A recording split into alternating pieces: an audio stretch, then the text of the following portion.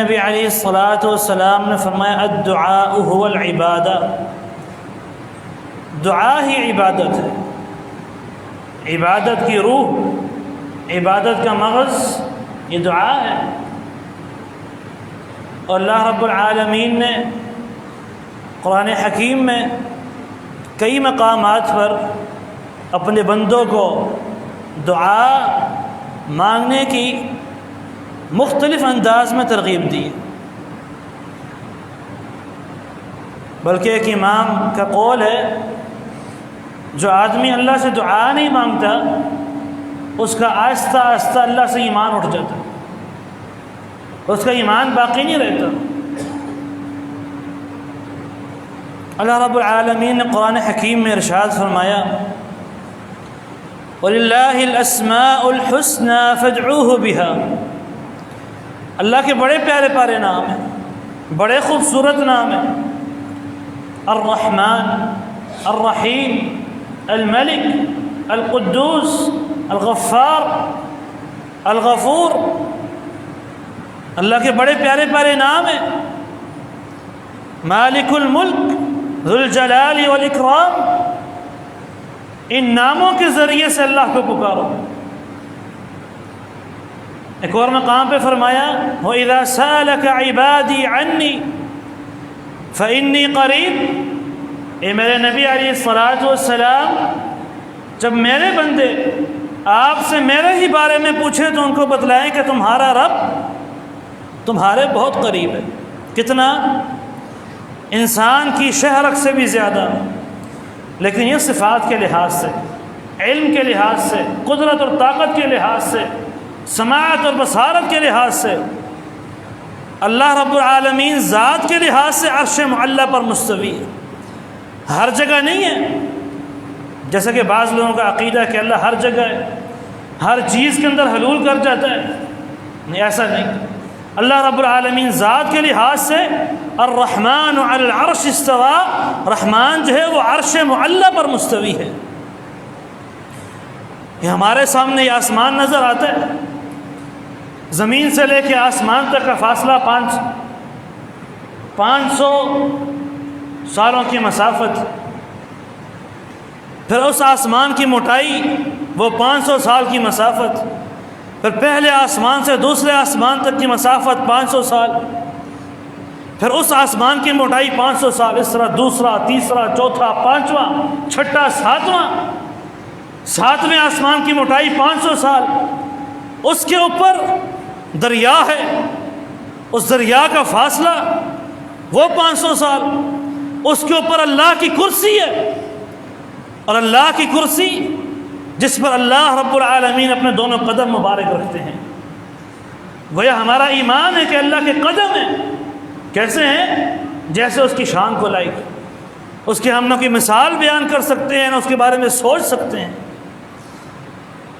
اس کرسی کے اوپر اللہ کا عرش ہے، اور عرش پر اللہ رب العالمین مستوی ہے، تو ذات کے لحاظ سے اللہ عرش پر مستوی،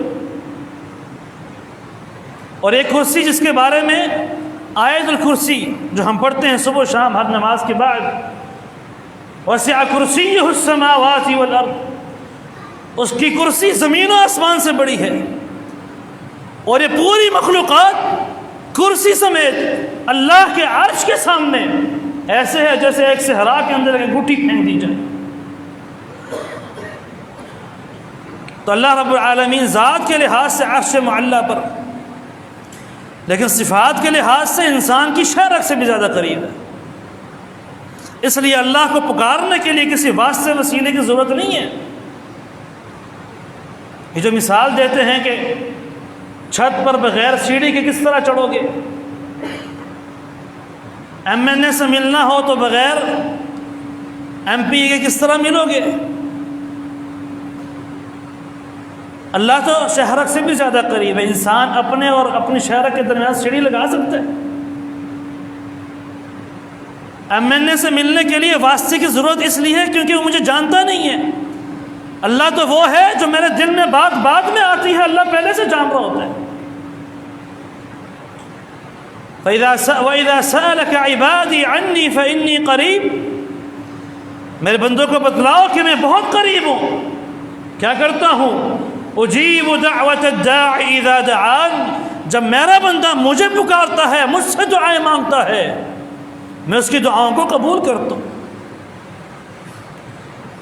اور میں بحیثیت انسان اور پھر بحیثیت مسلمان مجھے دعا مانگنے کا طریقہ ہی نہیں، کوئی آداب ہی نہیں. ہاتھ اٹھایا، یا اللہ مجھے گاڑی دے دے مثال کے طور پر، 2 دن انتظار کیا، مہینے انتظار کی، گاڑی نہ ملی. یہ کیسا اللہ ہے؟ گاڑی نہیں دیتا، مانگ مانگ کے تھک گیا. آج اللہ کی توفیق سے اور کتاب و سنت کے دلائل سے میں کوشش کروں گا 4 انبیاء، یوسف علیہ السلام، زکریا علیہ السلام، یونس علیہ السلام اور ایوب علیہ السلام، ان 4 انبیاء کی دعائیں اور ان دعاؤں سے حاصل کردہ اسباق اور آداب آپ کے سامنے رکھ سکوں.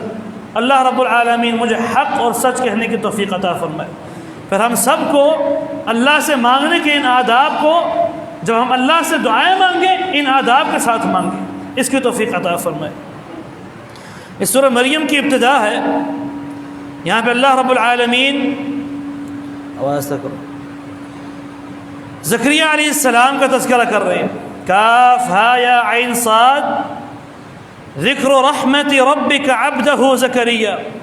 اے نبی علیہ الصلاۃ والسلام، اپنی قوم کو اللہ کے اس بندے کا تذکرہ کرے اپنے قوم کے سامنے جس پر اللہ نے بڑی رحمتیں کی، اور اس کا نام زکریا ہے. زکریا علیہ السلام نے کیا کیا تھا؟ اذ نادى ربه نداء خفیا. زکریا علیہ السلام نے اپنے رب کو پکارا، کسی بغیر واسطے کے، کسی کا وسیلہ نہیں دیا، نہ محمد صلی اللہ علیہ وسلم کا، نہ ابراہیم علیہ السلام کو جن کی نسل سے ہیں آپ، نہ آدم علیہ السلام کا، کسی کا نہیں. اذ نادى ربه نداء خفیا، چپکے سے پکارا، الگ ہو کے پکارا، لوگوں کے سامنے نہیں، مجمع میں نہیں، تنہائی میں. اس کی وجوہات کہ تنہائی کی عبادت، تنہائی کی دعا، اس میں کوٹ کوٹ کر اخلاص بڑا ہوتا ہے، لیکن جب سامنے ہوں گے، لوگوں کے سامنے، تو ریاکاری کے شائبے موجود ہوتے ہیں. دوسرا دعا کیا مانگ رہے ہیں، اور حالت کیا ہے؟ رب انی وہن العظم منی، میری ہڈیاں سوکھ گئی ہیں، واشتعل الرأس شیبا، اور میرا سر شعلے مار رہا ہے، سفیدی کی، یعنی بوڑھا ہو گیا ہوں، بڑھاپے کے آخر درجے میں پہنچ گیا ہوں. اس حالت کے اندر کہ بیوی بانجھ ہو گئی ہے، دعا کر رہے ہیں فَهَبْ لِي مِن لَدُنْكَ وَلِيًّا، اللہ مجھے بیٹا دے دے. تو چھپ کر علیحدگی میں، تنہائی میں دعا مانگنے کی دوسری وجہ کہ لوگ یہ نہ کہیں کہ زکریا نعوذ باللہ پاگل ہو گئی ہے، کہ بھلا اس عمر میں بھی اولاد ملتی ہوتی ہے. قال رب انی وہن العظم منی. تو پہلا ادب، پہلا طریقہ دعا مانگنے کا وہ تنہائی ہے، الگ ہو کے اللہ سے مانگے. اور تنہائی کی عبادت، تنہائی میں اللہ کے سامنے آنکھوں سے آنسو بہانے والے کے بارے میں نبی علیہ الصلوۃ والسلام نے فرمایا تھا کہ 7 قسم کے لوگ ایسے ہیں جن کو اللہ قیامت کے دن اپنے عرش کے سائے تلے سایہ دے دے گا. ان میں سے ایک وَرَجُلٌ ذَكَرَ اللَّهَ خَالِيًا فَفَاضَتْ عَيْنَاهُ، جس نے اکیلے میں، تنہائی میں اللہ کو یاد کیا ہو، تنہائی میں اللہ کو پکارا ہو، اپنے گناہوں کی معافی مانگی ہو، اللہ سے جہنم کی پناہ مانگی ہو، اور اس حالت میں اس کی آنکھوں سے آنسو بہہ جائیں، اللہ رب العالمین ایسے بندے کو کل قیامت کے دن عرش کے سائے تلے جگہ دے دیتا ہے. تو پہلا ادب تنہائی میں رہ کر، اکیلے میں. اور دوسرا رب کو پکارے. کسی دربار پر جانے کی ضرورت، کسی کا واسطہ وسیلہ دینے کی ضرورت نہیں، ہاتھوں میں کڑے پہننے کی ضرورت نہیں، گلے میں تعویذ باندھنے کی ضرورت نہیں، گاڑی پر کالے دھاگے کالے کپڑے باندھنے کی ضرورت نہیں۔ یہ جو صفت رب ہے، پورا قرآن اٹھا کر دیکھ لیجئے، ہر نبی آپ کو اس ربنا یا ربی کے ساتھ دعا مانگتا ہوا ملے گا۔ تو بار بار یہ صفت رب کا استعمال کرنا، ربی ربی ربنا ربنا، یہ انبیاء علیہ السلام کی دعا ہے۔ یہ دوسرا ادب ہے، دوسرا طریقہ ہے اللہ سے دعا مانگنے کا۔ یہ صفت رب والی جو دعائیں ہوتی ہیں اللہ قبول کر لیتا ہے، شرط یہ ہے کہ انسان موحد و اخلاص سے دعا مانگ رہا ہو اور حلال چیز مانگ رہا ہو، حلال چیز مانگ رہا ہو۔ ربی ربی کہہ کے دعا مانگے یا اللہ مجھے بینک میں نوکری دے دے، حرام اللہ رب العالمین قبول نہیں کرتا۔ قال رب انی وهن العظم منی واشتعل الرأس شیبا ولم اکن بدعائک رب شقیا۔ تیسرا ادب زکریا علیہ السلام کی دعا سے حاصل ہوتا ہے، اللہ کے سامنے اپنی عاجزی بیان کرے، اللہ میں کتنا کمزور ہوں، میں کتنا عاجز ہوں، میں لاچار ہوں، مجبور ہوں۔ انت الغنی، اللہ تو بیزار ہے، تو بادشاہ ہے، تو نہ دے پھر بھی کوئی تجھ سے کوئی نہیں پوچھے گا، تو سب کچھ دے دے پھر بھی کوئی تجھ سے نہیں پوچھے گا۔ اپنے اللہ کے سامنے اپنی عاجزی، یہ نبی علیہ السلام ہے، نبی ہیں یہ، اور بتا رہے ہیں میں کتنا عاجز، انی وہن العظم منی، میری ہڈیاں سیک گئی ہیں، واشتعل الرأس شیبا، سر بڑھاپے کی وجہ سے سفیدی کے شعلے مار رہے ہیں۔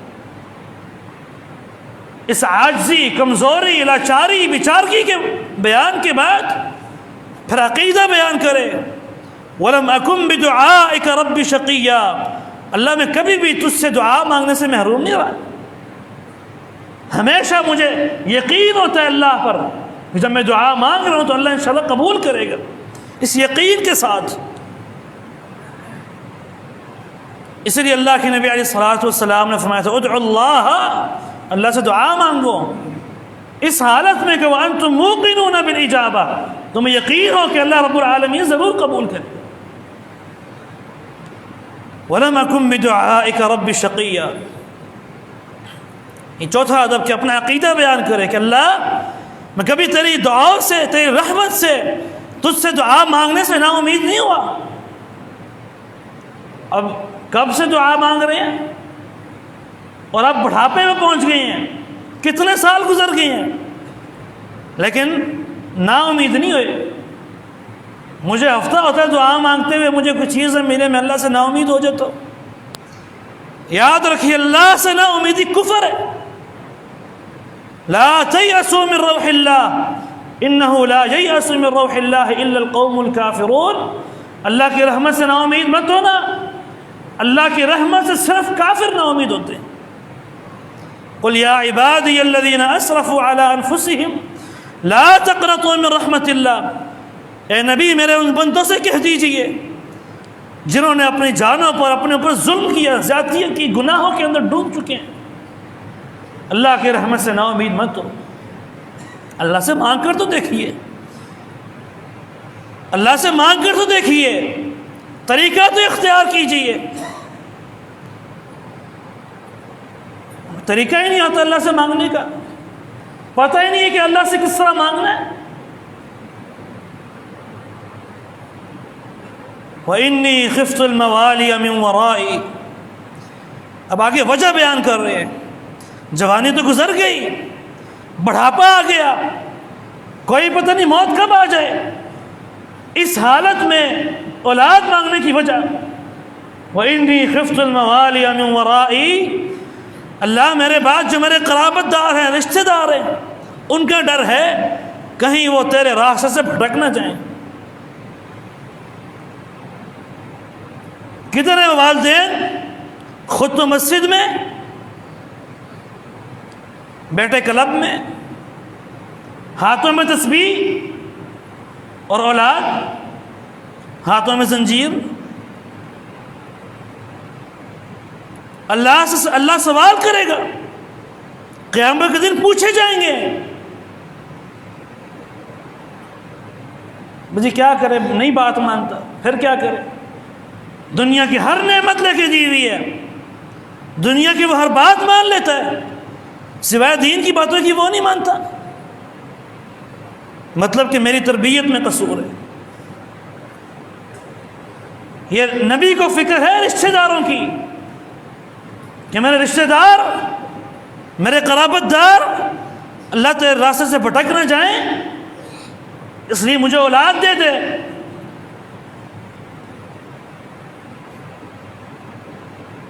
وَكَانَتِ امْرَأَتِي عَاقِرًا، پھر اللہ کے سامنے اپنی مجبوری رکھ دی، اپنی عاجزی بیان کر دی، اپنے حالات بیان کر دی۔ اللہ میری بیوی بانجھ ہو چکی ہے، کوئی سبب نہیں ہے اولاد ہونے کا،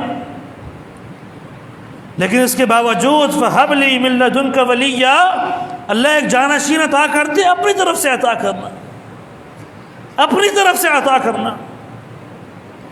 وہ کیا کرے گا؟ وہ کیا کرے گا؟ ہمارے ہاں اولاد ابھی ہوتی نہیں ہے، بلکہ ابھی نئی نئی شادی ہوتی ہے تو پہلے سے ہی ہم نے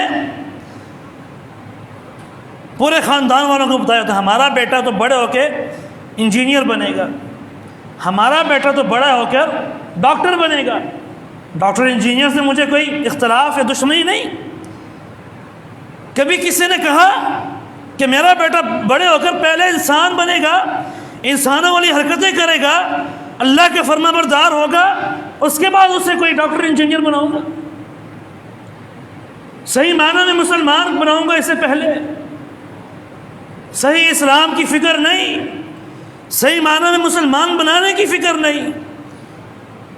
بیٹا ابھی ہوتا نہیں ہے، پہلے سے بتا رہا تھا ہمارا بیٹا فلاں بنے گا، پھر جب شروع سے ہی دینی تعلیم نہیں ہوتی، بڑے ہو کر جب وہ گھر سے دھکے دے کے نکالتا ہے، پھر کہتے ہیں ہائے بیٹا اپنا فرمان ہے، دم کرتے ہیں، تعویذ دے دیں۔ اور یہاں نبی کیا کہہ رہے ہیں؟ یرثنی، اللہ میرا بیٹا میرا وارث بنے گا۔ نبی کا وارث بڑا دنیا دار ہو سکتا ہے، نبی کا وارث اللہ کا باغی ہو سکتا ہے۔ یرثنی ویرث من آل یعقوب، اللہ میرا بھی وارث بنے گا اور یعقوب علیہ السلام جن کی نسل سے چلتے آ رہے ہیں ان کا بھی وارث بنے گا۔ وَاجْعَلْهُ رَبِّ رَضِيًّا، اللہ سے دعائیں، دعاؤں کے آداب علیحدگی میں صفت رب کا استعمال کرتے ہوئے، اپنی لاچارگی بیان کرتے ہوئے، وجہ بیان کرتے ہوئے اور بتاتے ہوئے کہ میں اس بیٹے کو کیا بناؤں گا، اس اولاد سے کیا کروں گا، میں جو اللہ سے مال مانگ رہا ہوں، اللہ میں اس مال سے یوں کروں گا، یوں کروں گا۔ پھر اللہ نے دعا کس طرح قبول کی؟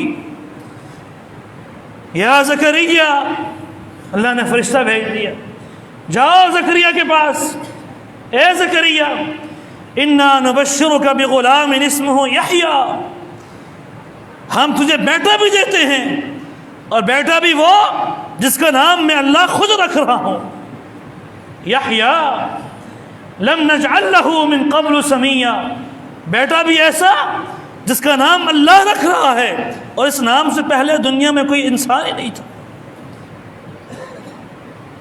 یحییٰ علیہ السلام، اور پھر یحییٰ کو بھی اللہ نے نبی بنایا، یا یحییٰ خذ الکتاب بقوہ،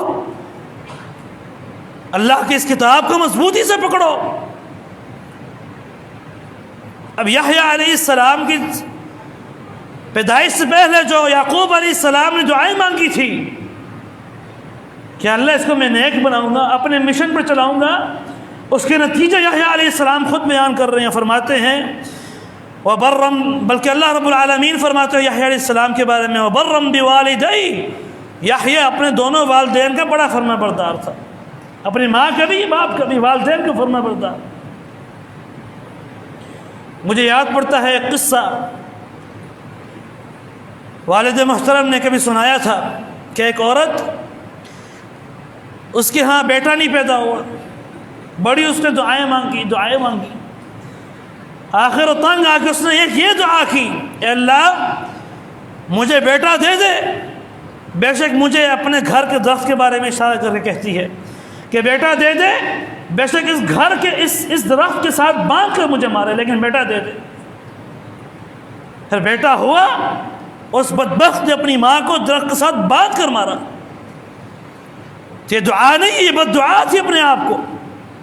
دعا وہ ہوتی ہے جس طرح زکریا علیہ السلام نے اولاد مانگی۔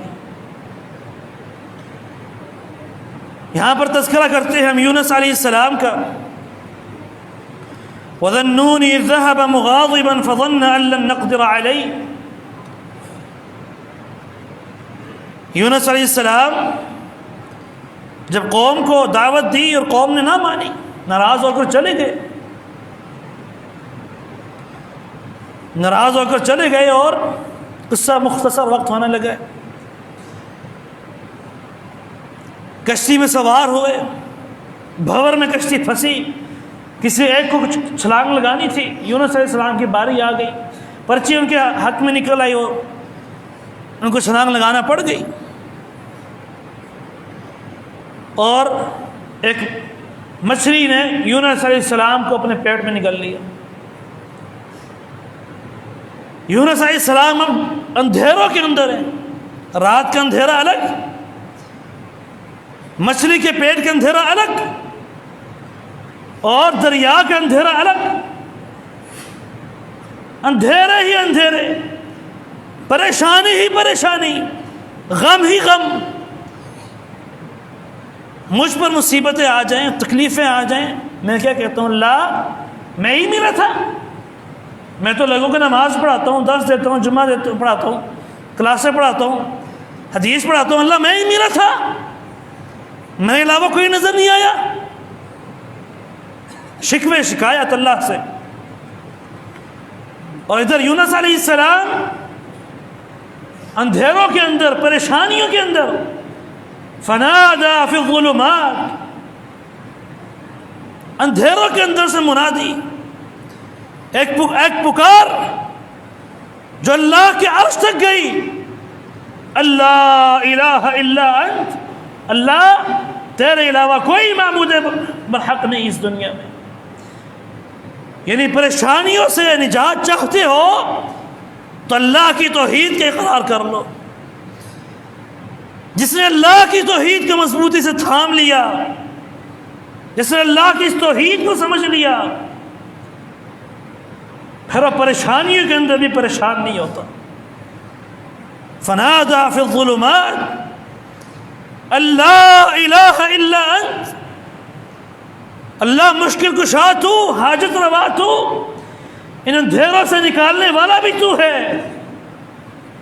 سبحانک، پاک ہے تو ہر عیب اور نقص سے، ہر بیماری سے، ہر کمزوری سے۔ انی کنت من الظالمین، اے اللہ ظالموں میں سے، زیادتی کرنے والوں میں سے میں ہی تھا، غلطی میری تھی۔ اللہ رب العالمین نے کیا فرمایا؟ فاستجبنا لہ، ہم نے یونس علیہ السلام کی اس دعا کو قبول کیا، ونجیناہ من الغم، ہم نے غموں سے نجات دے دی، وکذالک ننجی المؤمنین، اسی طرح ہم مومنوں کو نجات دیتے ہیں۔ پریشانی، ٹینشن، ڈپریشن، دوائیاں، نیند کی گولیاں، سارا سارا دن بے ہوش پڑے رہنا، یہ دعا نہیں پڑھ سکتے؟ لا الہ الا انت سبحانک انی کنت من الظالمین۔ یہ دعا پڑھنے کی توفیق تو نہیں ہوتی، شہروں سے شہر سفر کر کر بابے کے سامنے پہنچ جاتے ہیں، بابا تعویذ دے دو، قبروں پر پہنچ جاتے ہیں کہ ہمیں مشکلات سے نجات دے دو، لیکن گھر بیٹھے ہوا یہ ذکر نہیں پڑھ سکتے۔ گلے میں تعویذ ڈالا ہوا ہے، کیا ہے؟ قرآن لکھا ہوا ہے، پورا قرآن بھی گلے میں لٹکا دو، فائدہ نہیں ہوگا۔ یہ قرآن لٹکانے سے فائدہ حاصل نہیں ہوتا، قرآن شفا ہے پڑھنے سے، قرآن سے شفا ملتی ہے اس پہ عمل کرنے سے، قرآن سے شفا ملتی ہے اس کے آیات پہ غور و فکر کرنے سے۔ تذکرہ کریں اگر ایوب علیہ السلام کا 18 سال بیمار رہے، 18 سال کہنا آسان ہے، اس وقت جب یہ ڈاکٹر یہ ٹیکنالوجی، یہ مشینیں، یہ الٹرا ساؤنڈ اور ایکس رے کچھ نہیں ہوتا تھا، 18 سال بیمار بستر پر آ گئے ہیں، جو بیویاں تھی سب چھوڑ کے چلی گئی، جو اولاد تھی ختم، جو مال تھا وہ ختم، صحت تھی وہ چلی گئی، کیا رہا؟ کچھ بھی نہیں۔ ایک بیوی صرف ایک بیوی رہی، ایک بیوی صرف رہی۔ کہتے ہیں واللہ اعلم یہ بات کس حد تک درست ہے، اللہ ہی بہتر جانتا ہے، کہ آپ کی بیوی خرچہ پانی حاصل کرنے کے لیے لوگوں کے گھروں میں کام کرتی، پھر ایک وقت یہاں تک آیا کہ اس نے اپنے سر کے بال بھی سارے منڈوا لیے۔ یہ بات کس حد تک درست ہے اللہ بہتر جانتا ہے، لیکن اگر درست ہے تو یہ آج کل کی بیویوں کے لیے، عورتوں کے لیے سبق ہے کہ وہ خامند جس کے پاس صحت نہیں، مال نہیں، اولاد نہیں، کوئی سنبھالنے والا نہیں، اور 18 سال سے اپنے خامند کی خدمت کر رہی ہے، اور یہاں پر ملک پاکستان میں بینر لے کے باہر آ جاتے ہیں، اپنی چائے خود گرم کرو، اپنا کھانا خود گرم کرو۔ لا حول ولا قوة الا باللہ۔ وَلَنَا فِي الْأَنْبِيَاءِ أُسْوَةٌ، یہ انبیاء رول ماڈل ہوتے ہیں، ان کی سیرت صرف اسکول کی کتابوں میں پڑھا کے نمبر حاصل کر کے فائدہ نہیں ہوتا جب تک سمجھ نہ آئے اور عمل نہ ہو اس پر۔ 18 سال بیمار رہے، اور بیگم نے، بیوی نے ایک غلط بات کر دی جو عقیدے کی مخالف بات تھی۔ یہ نہیں دیکھا کتنی وفادار ہے، 18 سال سے خدمت کر رہی ہے، میرے پاس یہ کچھ بھی نہیں، پھر بھی کہتے ہیں جب ٹھیک ہوں گا 100 کوڑے ماروں گا۔ وہ بیوی بھی پاس رہی، باغی نہیں، یہاں سب کچھ دے دو پھر تھوڑی سختی کر کے دیکھ لو۔ اللہ اکبر۔ اب ایوب علیہ السلام 18 سال ہو گئے بیمار پڑے ہیں، کوئی انسان قریب نہیں آتا، اس حالت میں اللہ سے دعا مانگ رہے ہیں۔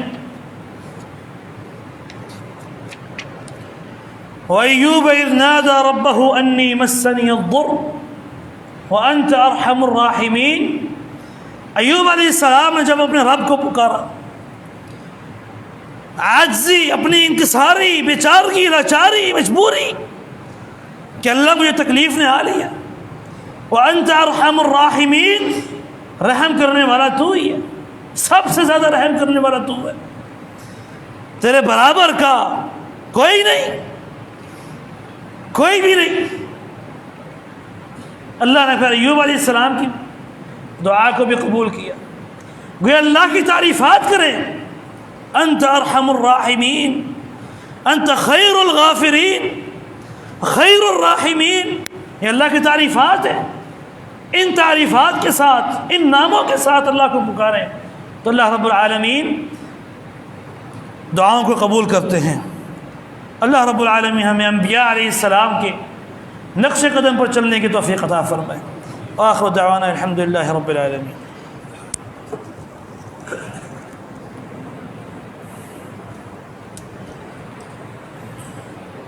ان الحمد للہ نحمده ونستعینه ونستغفره ونعوذ بالله من شرور انفسنا ومن سيئات اعمالنا، من يهده الله فلا مضل له ومن يضلل فلا هادي له، وأشهد أن لا إله إلا الله وحده لا شريك له، وأشهد أن محمدًا عبده ورسوله۔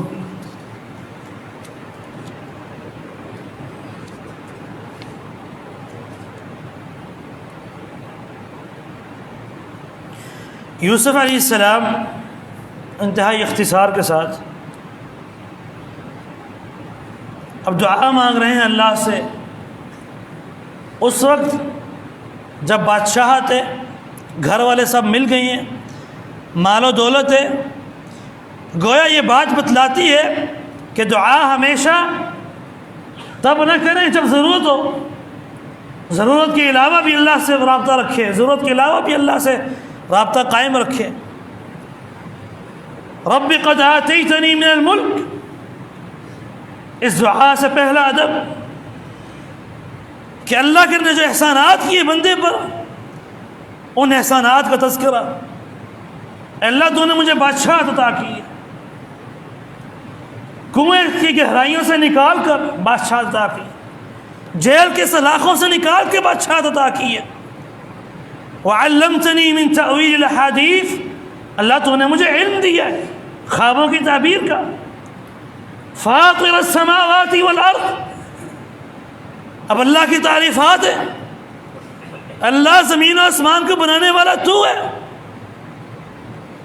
اس آسمان کو بغیر ستون کے کھڑا کرنے والا تو ہے. فاطر السماوات والارض، اللہ کی تعریفات کے بعد اپنا اور اللہ کے درمیان جو رشتہ ہے اس کو بیان کریں.